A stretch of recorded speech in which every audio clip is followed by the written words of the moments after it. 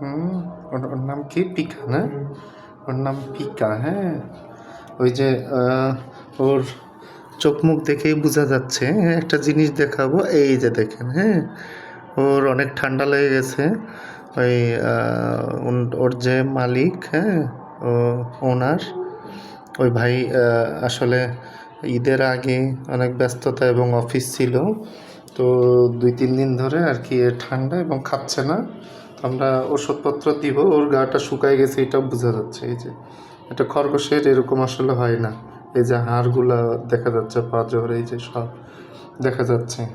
তো যাই হোক, তো মানে মেইন যেটা পরামর্শ যে মানে খরগোশের যদি অসুস্থতা দেখতে পান দ্রুত একটু মানে ডাক্তারের শরণাপন্ন হতে হবে। আপনার যেই ডাক্তারের কাছে যান সেই ডাক্তার, এমন না যে আমাদের কাছেই আসতে হবে। হ্যাঁ, ও মোট কথা হলো সুস্থতা প্রয়োজন। ঠিক আছে।